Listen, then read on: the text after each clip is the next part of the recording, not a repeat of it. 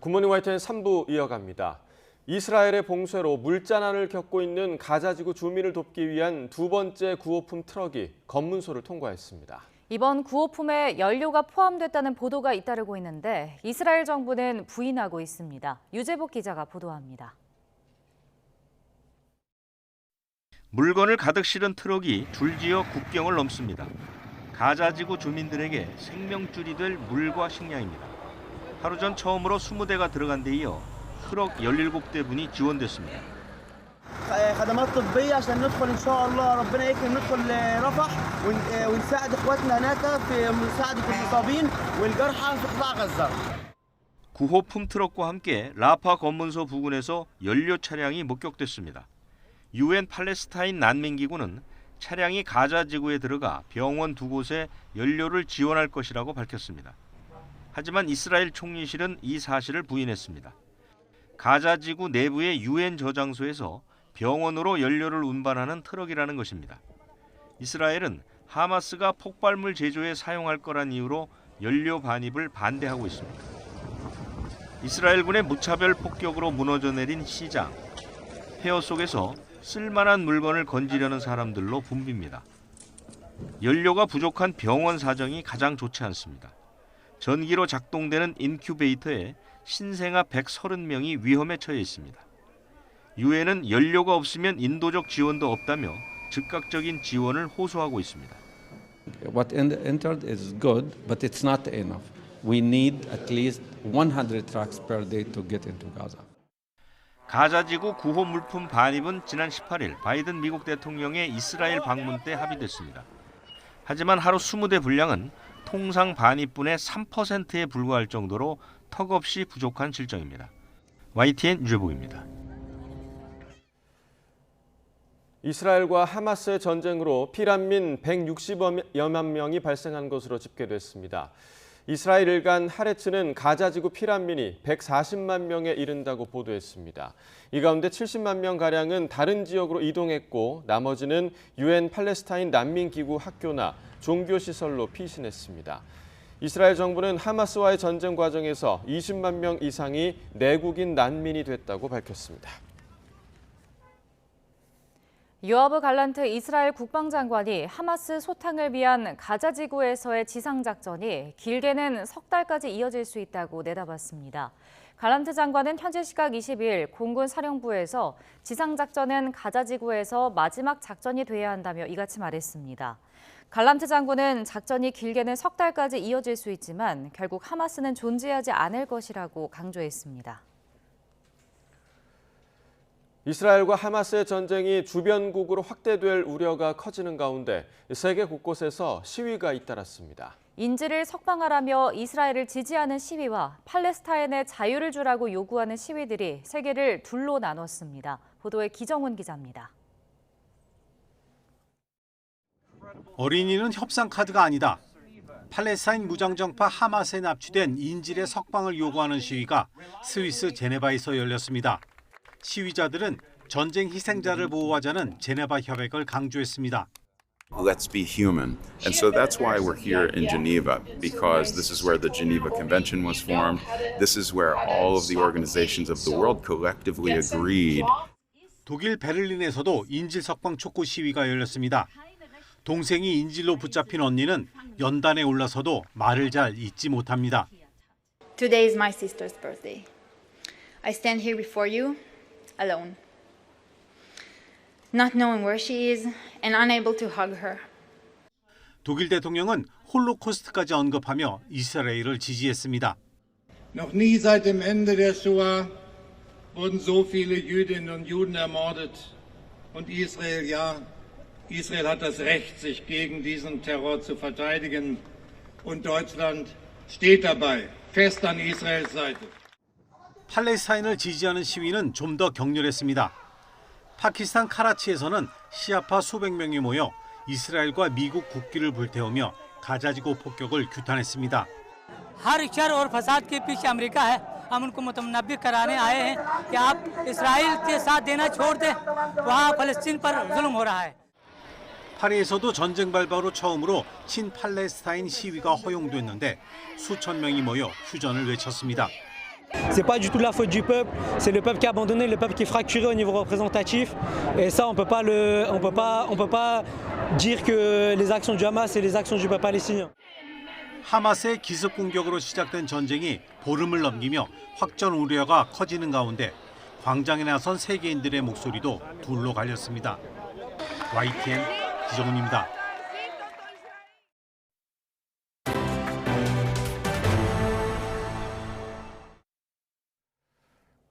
사우디아라비아를 국빈 방문한 윤석열 대통령이 빈살만 사우디 왕세자 겸 총리와의 회담에서 중동 정세에 대해 의견을 나누며 인도적 지원 의지를 밝혔습니다. 이번 방문에서 21조 원 규모의 양해각서 체결도 이뤄지는데 윤 대통령은 복합 위기의 해결책을 새로운 중동 붐에서 찾겠다는 생각입니다. 사우디 리야드에서 박소정 기자입니다. 윤석열 대통령이 탄 차량을 기마 부대가 호위해 입장하자 무함마드 빈 살만 사우디 왕세자 겸 총리가 직접 나와 맞이합니다.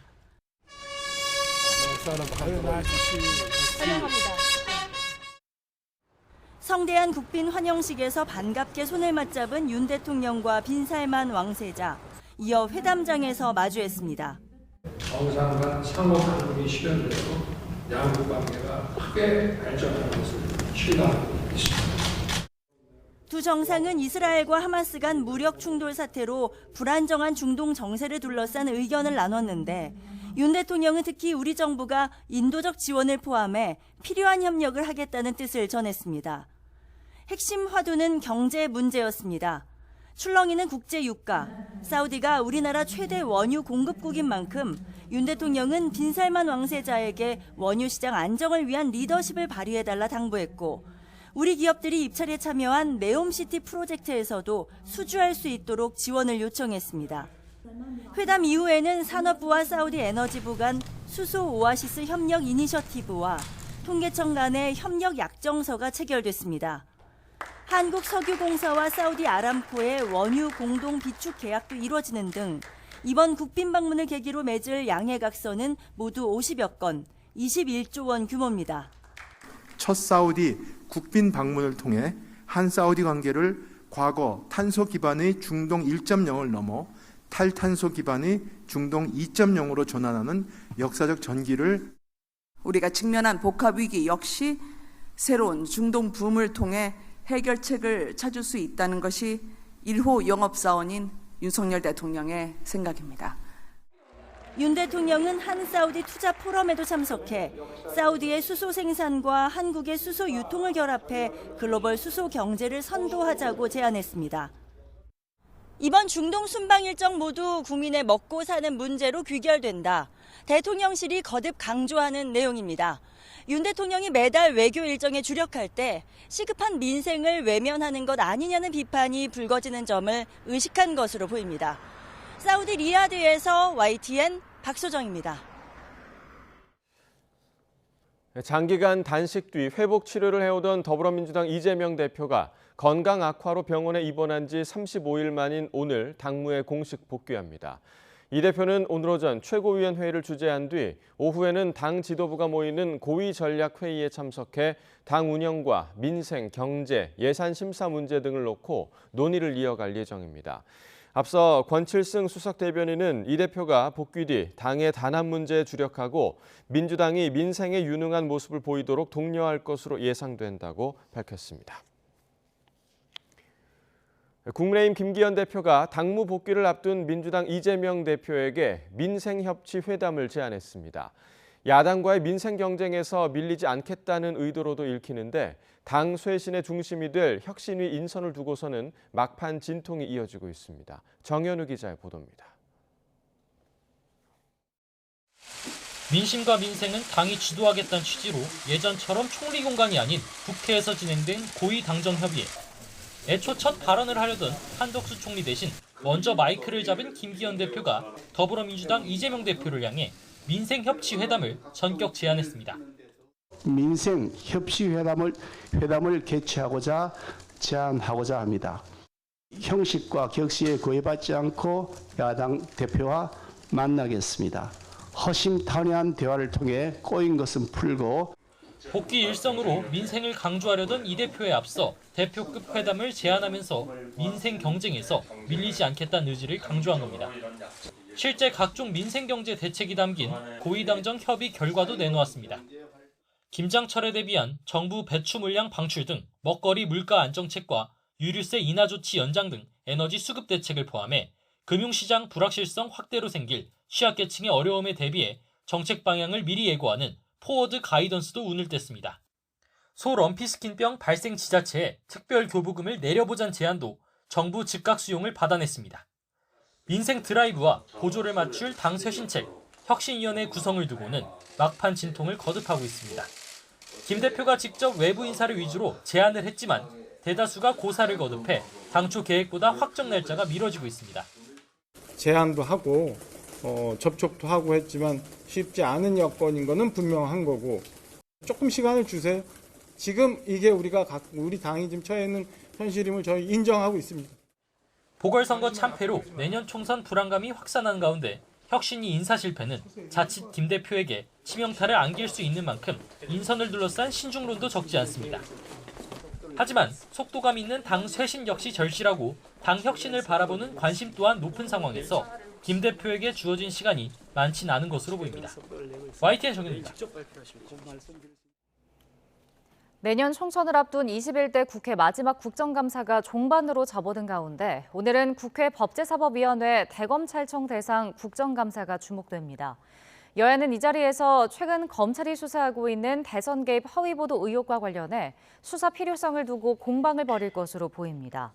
기획재정위원회 한국은행 본점 국감에선 현 정부의 경제정책 방향이 서울특별시와 경기도를 대상으로 진행될 국토교통위원회 국감에서는 서울 양평고속도로 노선 변경 논란이 쟁점이 될 것으로 보입니다.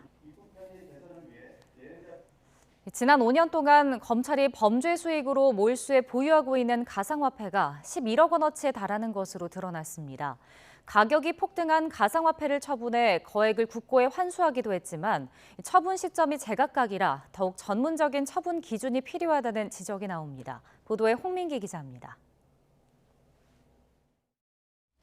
텔레그램 속 박사방 참가자에게 성착취 영상을 판매한 조주빈부터 각종 마약상까지 강력 범죄자들이 현금 대신 추적이 어려운 가상화폐를 챙기면서 검찰 등 수사기관도 가상화폐를 범죄 수익으로 몰수하고 있습니다. 지난 2021년부터는 공공기관도 보유한 가상화폐를 매각할 수 있게 됐는데 최근 5년 동안 검찰이 몰수하고 처분한 가상화폐 내역을 분석해봤습니다. 먼저 매각 예정이거나 매각 중인 가상화폐는 서울중앙지검과 인천지검이 나눠 보유하고 있는 것으로 나타났습니다. 최근 시가를 기준으로 모두 11억 5천만 원에 달하는데 비트코인 3.4개를 가진 서울중앙지검이 대부분을 차지하고 있습니다. 같은 기간 전국 검찰청에 몰수된 가상화폐는 모두 20여 종으로 이 가운데 지난 8월까지 처분된 가상화폐는 모두 124억 원어치에 달했습니다. 이 가운데 수원지검은 무려 123억 원을 국고에 채워 압도적 1위를 기록했습니다. 지난 2017년 불법 음란물 사이트 운영자에게 몰수한 비트코인을 공공기관의 가상화폐 매각이 허용된 뒤 팔면서 의도치 않은 대박을 친 겁니다. 압수 당시의 가치는 2억 7천만 원이었는데 4년 만에 122억 원으로 45배가 뛰었습니다. 다만 가상화폐 처분 시점은 검찰청마다 제각각이었습니다. 서울중앙지검의 경우 지난 2021년 10월 몰수한 이더리움은 국고에 귀속했는데 이보다 2년 앞서 몰수한 비트코인 등은 아직 처분 중인 것으로 나타났습니다. 주요 범죄에 사용됐다는 이유로 지난 2020년 6월 국내 거래소에서 상장 폐지된 모네로도 상당량 가지고 있었습니다. 이에 따라 검찰이 몰수한 범죄 수익을 온전히 국고로 환수할 수 있도록 가상화폐 처분 기준을 전문화, 세분화해야 한다는 지적이 나옵니다. 전문가위원회를 설치해서 신속하고 빠른 환가 절차를 거쳐 불법 수익이 국고로 환수되게끔 하는 제도 개선이 꼭 필요합니다. 미국의 경우 법무부 산하 연방보안국을 청산 담당 기관으로 정하고 신뢰도와 전문성을 가진 거래소나 전문업체에 압수한 가상화폐 처분을 맡깁니다. 시장에 미치는 영향을 최소화하도록 여러 차례에 나눠 매각하기도 하는데 최근 가상화폐 관련 범죄가 꾸준히 늘어나는 우리나라도 참고할 만한 대목입니다. YTN 홍민기입니다.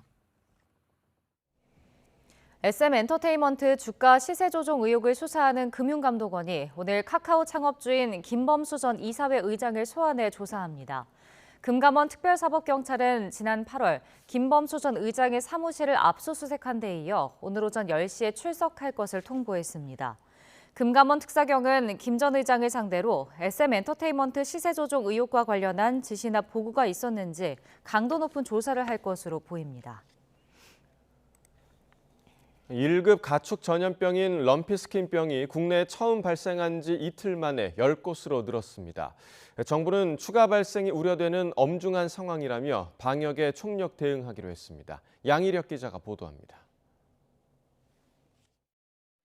추가로 확인된 확진 농가는 6곳입니다. 충남 서산에 있는 농가 3곳을 비롯해 경기도 김포와 평택, 충남 태안 등입니다. 럼피스킨병 중앙사고수습본부는 의심 신고가 들어와 정밀 검사한 결과 모두 확진됐다고 밝혔습니다.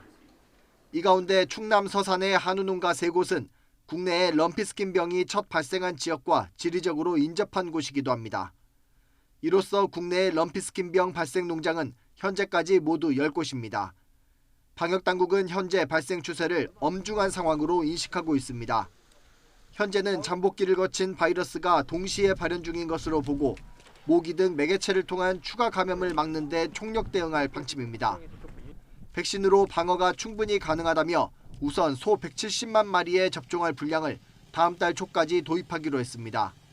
다만 항체가 형성되는 데 3주가량 걸려 안정화되기까지 방역의 고삐를 바짝 줄 계획입니다. 앞으로 서해안 발생 지역 중심으로 해서 산발적으로 추가 발생이 우려가 됩니다. 처음 발생했기 때문에 특히 농가에서 상당히 불안해할 것 같습니다. 그래서 경각심을 갖고 총력 대응을 해줘야 하고. 방역당국은 럼피스킨병이 사람에게 전염되지 않는다며 과도한 불안을 경계했습니다. 또 확진된 농가에 있는 소는 전부 매몰 처분해 식품으로 섭취할 우려가 없다고 못 박았습니다. YTN 양일혁입니다. 정부가 소 럼피스킨병 추가 확산을 막기 위해 서해안 발생 지역을 중심으로 합동 점검을 벌입니다. 행정안전부는 오늘부터 농림축산식품부와 함께 인천과 경기, 충남, 전북, 전남 등 서해안 5개 시도에 대한 소농장 방역 정부 합동 점검을 진행한다고 밝혔습니다. 이상민 장관은 전국적인 합동 점검을 실시해 럼피스킨병 확산 방지에 총력을 다하겠다고 말했습니다. 정부는 앞서 충남과 경기 지역을 비롯한 전국 시도에 특별교부세 100억 5천만 원을 긴급 지원하기로 했습니다. 학부모들의 악성 민원에 시달리다가 극단적 선택을 했다고 알려진 경기 의정부 호원초등학교 고 이영승 교사 유족이 학교 관계자들에 대한 고소장을 제출했습니다.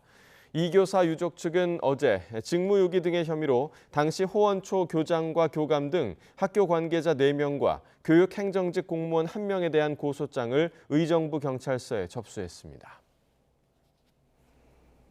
정부가 청년희망적금 만기 환급금으로 청년 도약계좌에 갈아탈 수 있도록 일시 납입을 허용하겠다는 구상을 내놨습니다. 기왕에 모은 목돈을 더 크게 불려주겠다는 건데 정작 청년 도약계좌 인기가 시들한 상황이라 얼마나 호응이 있을지 미지수입니다. 보도에 나연수 기자입니다. 청년희망적금은 코로나로 어려움을 겪고 있는 청년들의 자산 형성을 지원하기 위해 올해 신설한 제도입니다. 내년 2월 만기가 도래하는 문재인 정부의 청년희망적금.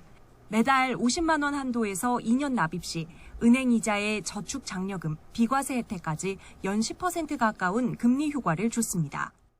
청년들의 중장기 자산 형성을 지원하기 위해 청년 도약 계좌를 새로 도입하는 한편 윤석열 정부의 청년 도약 계좌는 매달 70만 원 한도, 5년 납입으로 최대 5천만 원을 모을 수 있게 설계됐습니다.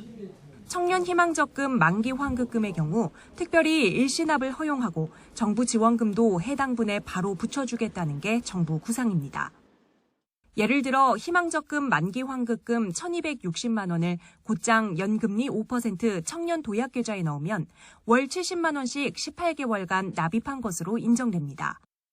매달 70만 원씩 42개월 추가 적립하면 5년 만기 환급금은 4,940만 원. 5년간 70만 원씩 청년 도약 계좌에 월별 납입한 경우보다 46만 원, 일반 저축에 납입한 경우보다 400만 원 이상 혜택을 볼 수 있습니다. 문제는 이들 청년 계좌 인기가 시들하다는 것. 출시 당시 은행 앱이 먹통이 될 정도로 인기였던 청년 희망 적금은 4명 중 1명꼴로 중도 해지한 상태입니다. 지난 6월 출시된 청년 도약 계좌는 8월까지 가입자 수가 42만 2천 명, 올해 목표 인원의 13.7%에 그쳤습니다. 고금리, 고물가 시대 청년들에겐 다달이 적금 붓기도 5년 만기도 부담스럽기 때문입니다. 실질적인 수요와 괴리된 형태로 설계된 경우에는 이후라도 조건 등을 변경하는 과정을 통해서 청년들이 본인의 미래를 설계해 나갈 수 있도록 하는 형태로 변화시켜 나가는 것이 필요할 것으로 생각됩니다. 전 정부와 제도를 연계해 정책 효과를 극대화하려는 시도는 좋지만 달라진 경제 환경과 청년들의 현실도 함께 살펴볼 필요가 있다는 지적입니다. YTN 나연수입니다. 한국토지주택공사가 오늘부터 전국 매입 임대주택 청약 신청을 받습니다. 매입 임대주택은 LH가 매입한 주택을 시세보다 절반가량 저렴하게 임대하는 공공주택으로 최대 20년까지 살 수 있습니다. 이번에 공급되는 물량은 모두 1,608가구로 경기와 인천 등 수도권 480가구, 그 외 지역이 1,128가구입니다.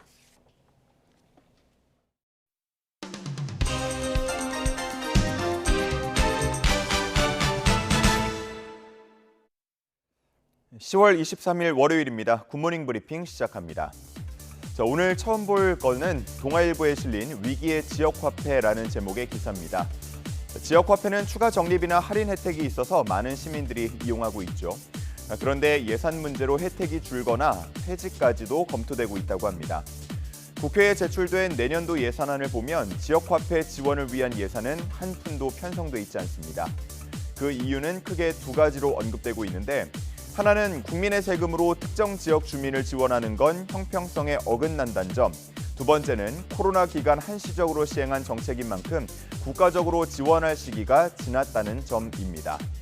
즉, 지역의 일은 지자체에서 앞으로는 알아서 결정해라 라는 건데, 지자체는 세수 감소와 지방 교부세 축소 등으로 지방 재정이 악화돼서 유지가 어렵다는 입장입니다. 그래서 우선은 혜택이나 발행 규모를 일부 줄이더라도 운영을 유지해보겠다는 입장인데요. 앞으로 국비 지원이 없다면 폐지까지 검토할 수밖에 없는 상황이라고 전하고 있습니다. 지자체들은 내심 내년 선거에 기대를 거는 분위기인데, 주민 체감도가 높은 사업인 만큼 총선을 의식한 여야가 막판에 예산을 되살릴 가능성이 있지 않겠냐며 희망을 갖고 있습니다. 두 번째 기사는 생활임금에 대한 내용을 다루고 있는 경향신문 기사입니다. 생활임금이란 주거비나 교육비, 또 문화비 등을 고려해서 최소한의 인간다운 삶을 유지할 수 있는 수준의 임금인데요. 공공부문에 먼저 적용이 되면서 공공부문 최저임금이라고 불리기도 합니다. 지난 2013년에 처음 도입돼서 이제 10년을 넘어섰고요. 광역자치단체 17곳은 모두 도입해서 운영하고 있습니다. 전국 243개 지자체로 보자면 53%, 절반이 넘는 곳이 적용해서 운영하고 있습니다. 아직 10,000원을 넘지 못하고 있는 최저임금과는 달리 생활임금은 지난 2020년 처음 10,000원 선을 넘어서 올해는 11,000원을 웃돌고 있는 상황입니다. 다만 기사에서는 생활임금이 민간까지 확산하지는 못하는 점을 한계로 꼽고 있었는데요. 공공에서 먼저 적용하면 민간까지 확대될 거란 기대와는 달리 현재 생활임금을 적용하는 기업은 거의 없는 상황입니다. 또 지자체 재정 형편에 따라서 도입 여부가 갈린다는 점, 지자체에 따라서 생활임금 수준의 차이를 보인다는 점 등도 문제로 꼽히고 있습니다. 일부 지자체에서는 생활임금을 도입한 민간 기업에게 공공계약을 할 때 가산점을 주는 등의 방식으로 도입을 유도하고 있는데요. 이러한 방식을 포함해서 앞으로 여러 방안으로 민간이 참여할 수 있도록 고민해야 한다는 목소리가 커지고 있습니다. 자, 다음은 프리랜서 이야기를 다룬 한겨레 기사를 보겠습니다. 최근 프리랜서와 플랫폼 노동자를 대상으로 실시한 한 조사 결과를 보면 이들의 우울 지수가 일반 국민에 비해서 3배 이상 높은 것으로 나타났습니다. 병원 진료가 권유되는 위험군도 전체의 30%에 달하는 것으로 나타났습니다. 직군별로 보자면 디자인과 웹 개발, 그리고 음식 배달, 배송, 퀵 대리 기사 직군이 가장 심한 것으로 나타났습니다. 업무의 자율성이 없다고 느끼거나 수입이 3개월 이상 끊긴 경험이 있는 경우, 또 주 52시간 이상의 장시간 노동을 하거나 업무와 관련한 고충을 나눌 사람이 없을수록 우울증을 느끼는 비율이 높았습니다. 프리랜서와 플랫폼 노동자들은 몸이 아파도 참고 일하는 경우가 많았다고 응답했는데요. 1년 동안 치료를 위해서 일을 쉰 기간은 평균 5.6일에 불과했습니다. 해당 실태조사를 실시했던 관계자는 제도 밖 노동자들의 건강 문제가 외면받아온 측면이 있다면서 원인이 사회 구조에 있는 만큼 상병수당 확대 등 프리랜서 노동자들의 건강 관리를 위한 제도적 기반이 마련돼야 한다고 말하고 있었습니다. 오늘 볼 마지막 기사는 자전거 주행의 위험성을 다룬 서울신문 기사입니다. 한강공원을 갔다가 쌩쌩 달리는 자전거의 위협을 느낀 경험 혹시 있으십니까? 이 기사에서는 주말이 되면 한강공원 자전거 도로가 무법천지가 된다고 표현하고 있었는데요. 그리고 일반 도로에서도 1, 2차선을 차지하면서 줄지어 달리거나 교통법규를 지키지 않는 자전거로 인해서 위험한 상황이 연출되는 경우가 많다고 전했습니다. 실제로 자전거 운전자 교통법규 위반 사례는 매년 증가하고 있는 것으로 나타났는데요. 단속 사유 중 두 번째가 음주운전이기도 했습니다. 그러면서 자전거 교통사고 사망자와 부상자 수는 각각 200명 안팎, 또 10,000명 이상 수준에서 줄지 않고 있었습니다. 동호인들의 얘기를 들어보면 자신들은 운동을 하고 있다라고 생각하고 있기 때문에 법규 준수는 뒤로 밀리는 거 아닌가 싶다고 합니다. 하지만 전문가들은 이제 인식 개선과 또 제도 개선이 필요한 때라고 입을 모으고 있었는데요.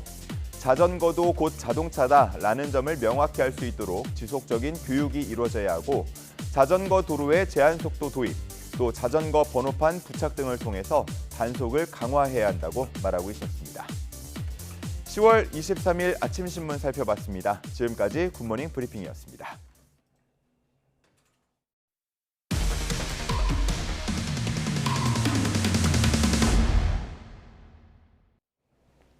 영화와 드라마 그리고 뮤지컬까지 이제 한국의 주요 상품이 된 K-콘텐츠계에는 주연 배우 외에도 감초 역할을 하는 수많은 단역 연기자가 있습니다. 그러나 정작 이들은 한 달에 100만 원을 채 못 벌 정도로 사실상 착취를 강요당하고 있습니다. 여기엔 수천 배 임금 격차를 방치하고 노동 시간도 제대로 인정해주지 않는 구조가 원인으로 꼽힙니다. 단역 연기자 실태 심층 보고서 내용을 강민경, 권준수 기자가 단독 보도합니다. 연극과 뮤지컬 배우로 활동하는 30대 A씨. 벌써 8년차 배우지만 본업만으로는 40만 원 월세를 내기조차 빠듯합니다. 못 벌 때는 한 달 반 그 시간 동안 30에서 한 60만 원 정도 벌었던 것 같아요. 생활비를 벌기 위한 부업은 필수. 그러나 언제 캐스팅이 들어올지 몰라 단기 아르바이트를 전전할 수밖에 없습니다. 3시간 정도 자고 바로 연습 갔다가 그러면 그때부터 이제 악순환이죠. 연습 끝나면 또 몇 시간 뒤에 일하러 가야 되니까. 굵직한 드라마와 영화에 여러 번 출연한 연기 경력 20년 차 B씨도 공사장 일용직일을 병행하며 생계를 꾸립니다. 한 회차 분당 50만 원 정도를 받는 드라마 일은 한 달에 한두 번이 고작. 그나마 촬영을 해도 편집되거나 방송이 안 나가면 돈을 못 받는 경우가 허다합니다. 그냥 단역으로 그냥 끝나버리는 그냥 금액적으로도 그렇고 역할로도 그렇고 생활비의 애로사항은 항상 있는 문제여서 K-콘텐츠를 빛내는 약방의 감초 단역 연기자들이 박봉에 시달리면서 지쳐가고 있습니다. 제작비는 오르고 주연급 배우들의 몸값은 치솟고 있는데 단역 연기자들의 처우는 오히려 최소한의 구제책 없이 곤두박질 치고 있다는 겁니다. 실제로 최근 2년간 방영된 드라마 9개 작품을 살펴봤더니 같은 작품에서 회차별 출연료 최고액과 최저액이 각각 2억 원과 10만 원으로 2,000배 차이가 난 사례도 있었습니다. 회차마다 주연급 배우에게 1억 원 이상을 지급하면서 단역 배우에겐 20만 원도 안 되는 돈을 준 드라마도 3편 중 1편꼴이었습니다. 연기자들은 최저임금도 지켜지지 않는 현재의 제작 환경은 열정페이란 이름으로 사실상 착취나 다름없다고 지적합니다. 제작사 입장에서는 그 비용을 줄이기 위해서 굉장히 낮은 출연료를 제시를 해도 연기자들에게는 신인들에게는 기회라고 생각을 하기 때문에 기회비용, 열정페이라는 생각에 그렇다면 현재의 단역 배우 임금 산정 방식엔 어떤 문제가 있을까요? YTN이 만난 배우들은 소위 통계약이라는 관행을 가장 큰 문제로 꼽았습니다. 연습 기간이랑 공연 기간 포함해서 통폐로 얼마 이렇게 받을 때도 있고. 통계약이란 드라마 한 회나 연극 한 편의 기준으로 돈을 주는 포괄적 출연료 산정 관행입니다. 정해진 계약 기간이나 노동 시간도 없으니 한 회차 분량을 위해 며칠 동안 촬영장에 나가 있어야 하는 경우가 허다합니다. 캐스팅이 됐는데 계약 날짜가 명료하지 않아요. 촬영 종료 시까지, 방영 종료 시까지 하다면은 계속 대기를 해야 되는 거예요. 불합리한 처우와 출연료 산정 방식에도 쉽게 항의할 수 없습니다. 갑인 캐스팅 감독에게 반발하려면 일거리가 끊길 위험을 각오해야 합니다. 실제로 YTN 취재진이 확보한 연기자 420명을 심층 조사한 보고서에는 이들의 열악한 노동 현실이 여과 없이 담겨 있습니다. 10명 중 6명은 연평균 방송소득이 2천만 원, 즉 최저임금으로 벌어들이는 연소득에도 미치지 못한다고 답했습니다. 촬영에 필요한 소품이나 이동 비용 등을 지원받는 경우는 2%도 채 되지 않았습니다. 출연료 체불과 촬영장에서 폭언, 모욕을 경험했다는 비율도 각각 30%가 넘었습니다. 그러나 캐스팅 보복 등이 두려워서 참고 견뎠다는 응답은 무려 63%에 달했습니다. 저한테 연락이 안 오는 가능성이 좀 더 크죠. 하루살이처럼 정말로. 스타성에 따른 차등 지급은 인정하지만 단역 배우도 작품에 꼭 필요한 역할인 만큼 지금 같은 불합리한 출연료 격차나 비용 계산 방식은 바꿨으면 한다는 게 이들의 요구입니다. 1%의 그분들이 본인들의 10분의 1 정도만 감소시키겠습니다라고 해도 나머지 한 100명 이상이 그 현장에서는 괜찮지 않을까라는 생각도 들거든요. 미국이나 영국처럼 작품 제작에 고용된 모든 출연자에 대한 근로 조건을 정하는 단체 협약을 마련한 뒤 촬영 일수에 맞춰 돈을 줘야 한다는 지적도 나옵니다. 열악한 출연료로 인해 가지고 생계를 위협받는 단역 연기자들의 노동권과 생존권을 보호하기 위한 제도적 논의가 이루어져야 한다고 저는 생각합니다. K 콘텐츠는 이제 막 날개를 달고 세계로 뻗어나가기 시작했습니다. 앞으로의 산업 발전과 지속 가능성 그리고 작품의 완성도를 위해서라도 단역 배우들의 처우 개선 문제 꼭 짚고 넘어가야 할 과제입니다. YTN 강민경, 권준수입니다.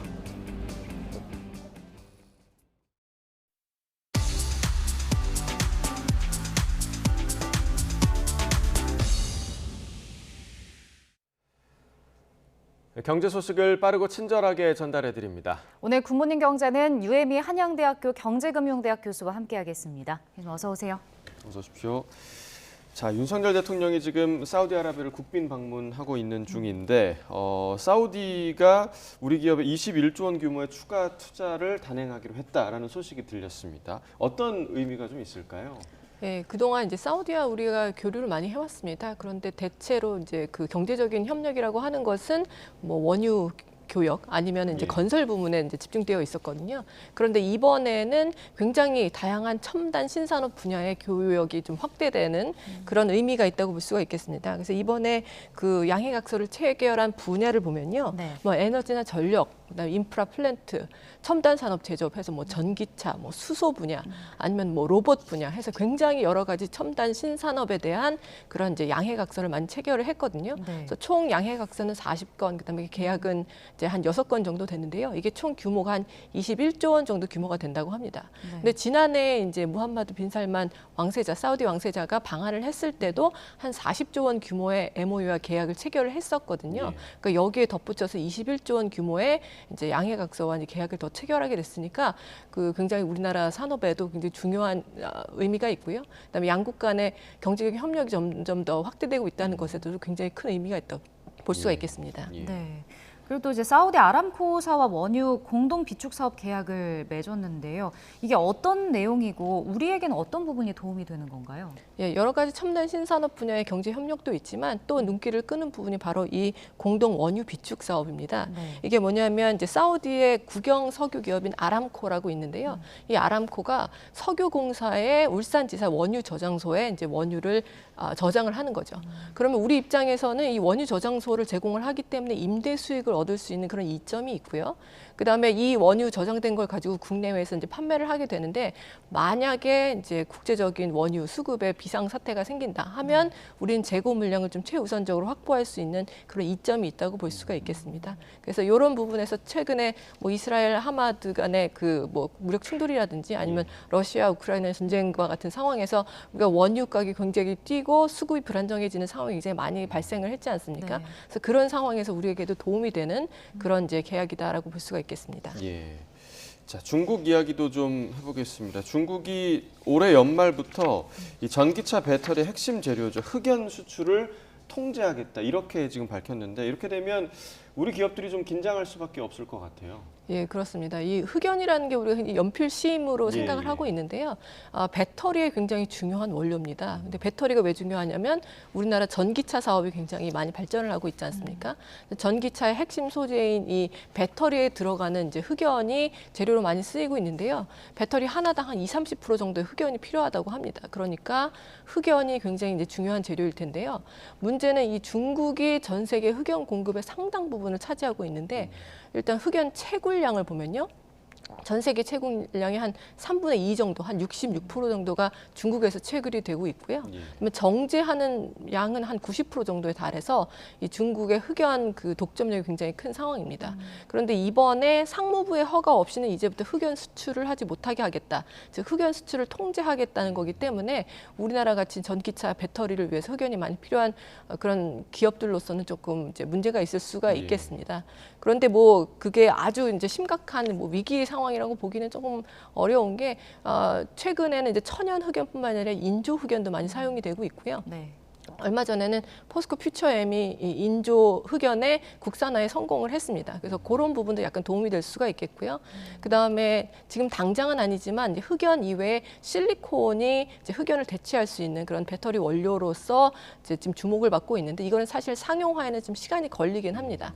근데 이 외에도 이제 뭐 최근에 일단 흑연 비축량이 좀 있고 조금 가능한 선에서 그 수입처를 좀 다변화하는 방향으로 지금 국내 기업들이 대응하려고 하는 상황이고요. 이게 수출을 통제한다고 해서 아예 수출을 못하게 하는 거는 아니거든요. 그러니까 좀 까다롭게 한다는 의미고요. 그다음에 현재 중국 경기가 아주 좋지는 않다 보니까 이 수출을 통제할 경우에는 수입하는 입장에서도 굉장히 곤란하겠지만 수출을 하는 입장에서도 수입이 줄어들게 되지 않겠습니까? 그러니까 중국 내에 이런 흑연을 수출하고 정제 가공해서 수출하는 업체들한테도 좀 이제 안 좋은 소식일 수가 있기 때문에 이런 업체들이 곤란하게 만들면 경기가 또 안 좋아질 테니까 중국 정부에서도 이 수출 통제를 아주 강하게 압박하기는 좀 어려운 상황이라고 생각이 됩니다. 네. 다행히 뭐 상황이 심각하진 않은 건 다행인데 사실 중국이 갈수록 보면 산업용 핵심 광물을 무기화하려는 의도가 좀 커지고 있는 것 같거든요.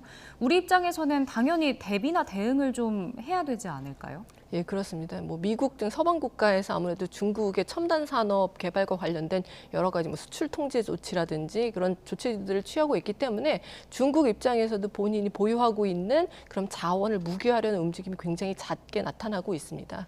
그런데 이제 중국이 이렇게 했을 때는 이제 우리나라뿐만이 아니라 전 세계 여러 국가들이 중국의 이제 수입 의존도가 높은 그런 광물이 이제 무기화됐을 때는 곤란을 겪게 되는데요. 네. 우리도 평소에 그러니까 이런 위기 상황이 닥치기 전에 수입처를 좀 다변화하려는 노력이 일단 필요하겠고요. 그다음에 그 원료를 대체할 수 있는 또 다른 그런 뭐 광물이라든지 아니면 물질들을 개발하려는 그런 신기술에 대한 투자도 필요하다고 볼 수가 있겠습니다. 만약 이런 신기술이 개발이 된다면 단순히 우리나라 기업들에만 도움이 되는 것이 아니라 이런 중국산 그런 광물들을 사용하는 여러 나라에서도 그 신기술에 관심이 있을 것이기 때문에 그 부분이 또 다시 우리나라의 새로운 기술 경쟁력이 될 수도 있겠다고 볼 수가 있겠습니다. 네, 전 세계 광물 시장에서 그야말로 총성 없는 전쟁이 지금 벌어지고 있는 것 같다라는 느낌이 들고요.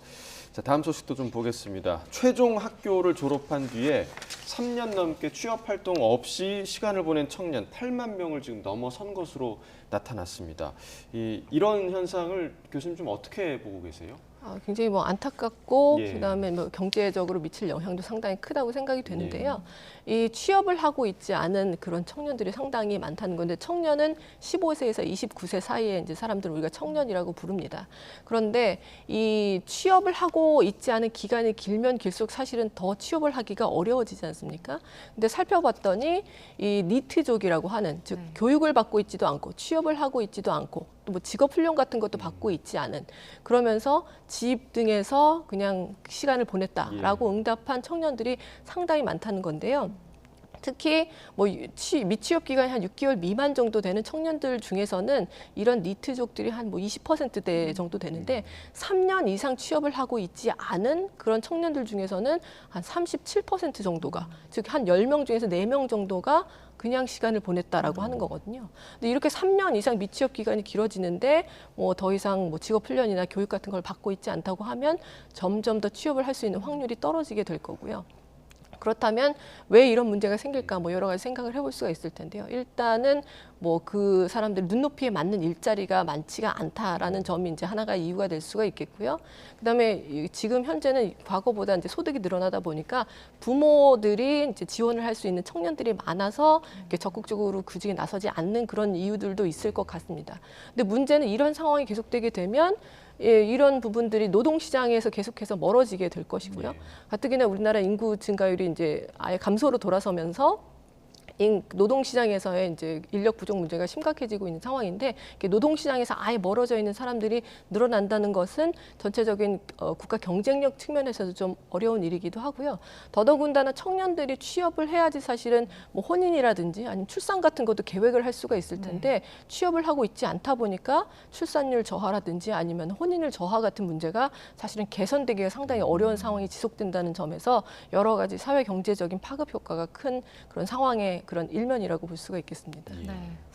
이 밖에도 그 상반기 전체 고용은 보면 또 늘었더라고요. 근데 안정적이고 이제 양질의 일자리에 취업한 사람이 오히려 또 줄었다고 하는데 사실 상반기 고용 지표 보면 호조라고 하지 않았었나요? 예, 그렇습니다. 고용 지표 자체는 조금 호조로 나타나고 있는데요. 문제는 고용의 이제 질입니다. 그러니까 양뿐만이 아니라 질도 중요할 텐데 우리가 양질의 일자리라고 할 때 뭐 여러 가지 지표가 있겠지만 흔히 보는 것이 풀타임이라고 하는 주당 40시간 이상 일할 때 우리가 풀타임이라고 얘기를 하죠.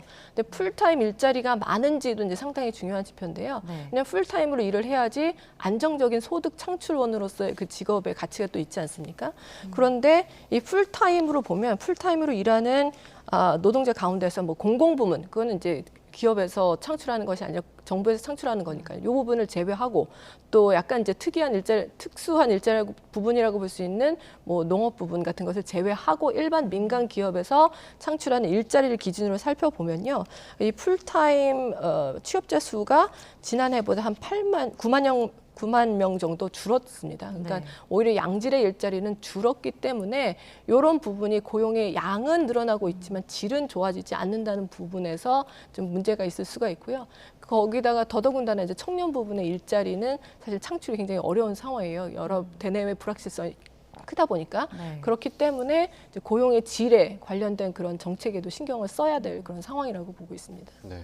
국가의 미래를 위해서라도 반드시 좀 해결해야 될 문제인 것 같고요.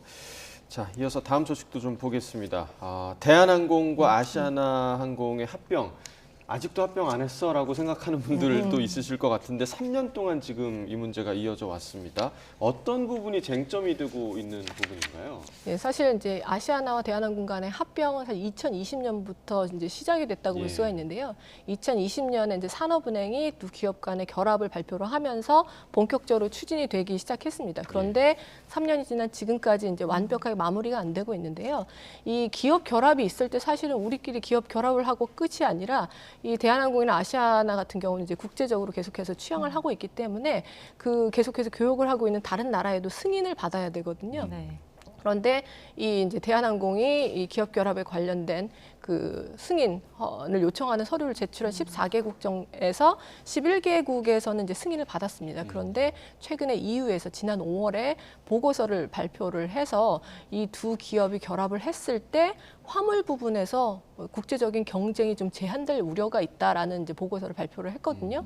즉 좀 독점력이 과도하게 커지면서 이제 경쟁을 제한할 수 있기 때문에 요거에 우려를 표시를 했습니다. 그런데 이제 문제는 이 EU에서 이렇게 그렇게 기업이 결합됐을 때 독점에 대한 우려가 있다고 한 경우가 또 있었거든요. 그러니까 지난해에 한국조선해양하고 대우조선해양이 이제 결합 심사를 이제 의뢰를 해서 EU에 이제 요청을 했었는데 EU에서 이때도 당시에 이제 그 독과점 우려를 바탕으로 해서 사실은 그 결합을 승인을 하지 않았었습니다. 그래서 합병이 이제 무산되고 다른 식으로 이제 진행이 됐었는데요.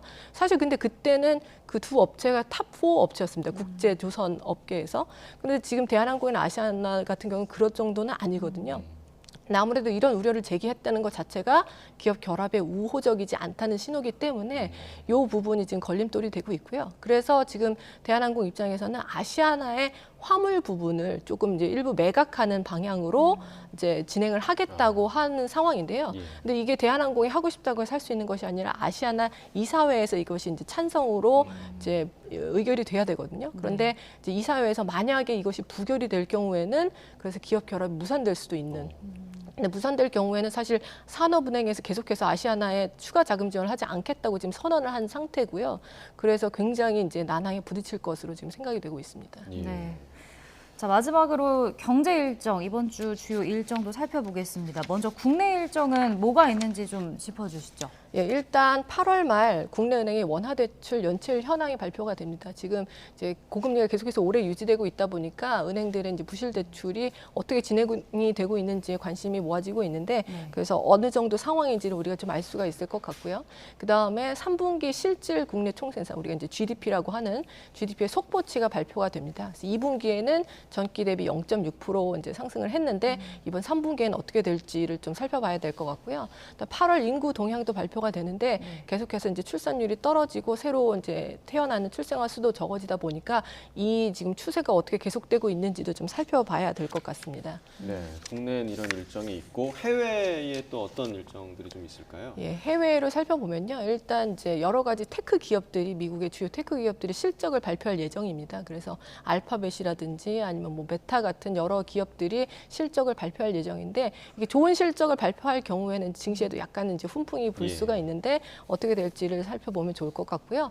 제롬 파월 미 연준 의장이 워싱턴 DC에서 열리는 한 행사에 이제 그 개회사를 맡게 되었습니다. 그래서 이 개회사에서 과연 현재 상황과 앞으로의 기준금리 운용에 대해서 어떤 입장을 밝힐지가 또 앞으로의 이제 상황을 살펴보는데 좋은 신호가 될 것 같습니다. 그리고 미국도 이제 개인 소비 지출과 개인 소득을 발표를 하고요. 9월 달. 그리고 다른 미국 연준 인사도 이제 연설을 할 예정이라서 미 연준의 통화정책 기조에 대해서 여러 가지 신호를 받을 수 있는 그런 한 주가 될 것 같습니다. 알겠습니다. 네, 오늘 굿모닝 경제 유혜미 교수와 이야기 나눠봤습니다. 고맙습니다.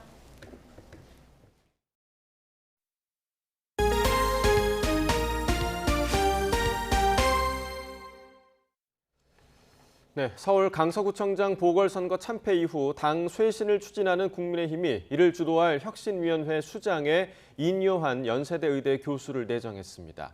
여당 관계자는 YTN과의 통화에서 김기현 대표가 오늘 최고위원회의에서 혁신위원장에 인 교수를 임명하는 안건을 의결할 예정이라고 밝혔습니다.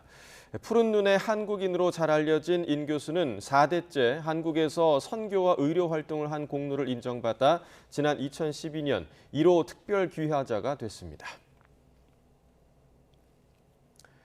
준 플레이오프 1차전에서 NC가 SSG를 누르고 먼저 1승을 챙겨 플레이오프 진출을 위한 유리한 고지를 선점했습니다. 이 투수전 속에서 8회 대타로 나온 NC 김성욱이 투런 홈런으로 팀 승리를 이끌었습니다. 보도에 김상희 기자입니다. 휴일 만원 관중이 들어찬 준 플레이오프 1차전은 전문가들의 예상과는 달리 투수전으로 진행됐습니다. 팽팽한 영의 행진을 깬 건 8회 초 대타로 나온 NC 김성욱이었습니다. 엘리아스의 초구 체인지업을 기다렸다는 듯 받아쳐 왼쪽 담장을 넘기는 투런 홈런을 만들었습니다. NC는 결국 SSG의 추격을 4대3 한 점 차로 따돌리고 적지에서의 1차전을 승리로 장식했습니다. 날라오면 그냥 존 안에 딱 들어오면은 무조건 친다라는 생각이었는데 좀 좋은 결과로 이어졌던 것 같아요. NC는 2대1 한 점 차로 불안하게 앞선 9회 초 마틴과 서호철의 적시타가 터지면서 4대1로 달아나 승부의 쐐기를 박았습니다. SSG는 9회 말 마지막 공격에서 하재훈이 2점 홈런을 쏘아 올리며 4대3까지 추격했지만 경기를 뒤집기에는 시간이 부족했습니다. 초반에 득점 찬스가 있었는데 거기서 득점으로 연결하지 못한 게 오늘 좀 패배 요인이라고 생각하고 있습니다. 오늘의 승리는 이번 시리즈에 정말 중요한 순간이었다고 보여지고요. 신민혁 선수 오늘 너무 고맙다는 말 전하고 싶습니다. NC가 플레이오프 진출 확률 87%의 절대 유리한 고지를 점한 가운데 두 팀은 월요일 저녁 같은 장소에서 김광현과 송명기를 선발로 내세워 2차전 경기를 갖습니다. YTN 김사익입니다. 남자 프로배구 삼성화재가 현대캐피탈을 3대0으로 완파하고 2연승을 달렸습니다. 삼성화재 외국인 선수 요스바니가 경기를 마무리하는 후위 공격 등 29점을 올리며 완승을 이끌었습니다. 현대캐피탈은 개막 이후 대한항공과 우리카드, 삼성화재 한 세트도 얻지 못하고 3연패에 빠졌습니다. 여자부 경기에서는 우승 후보 흥국생명이 20점을 올린 김연경을 앞세워 페퍼저축은행을 3대0으로 이기고 3연승을 달렸습니다. 때일은 초겨울 추위가 물러나고 이맘때 가을 날씨를 되찾았습니다. 현재 서울 기온은 11.2도로 어제보다 5도가량 높은데요. 한낮에는 21도까지 오르면서 선선함이 감돌겠습니다. 하지만 일교차는 여전히 10도 이상으로 크게 벌어지겠고요. 밤사이 기온이 내려가면서 오늘 아침 내륙 곳곳에 짙은 안개도 만들어졌습니다.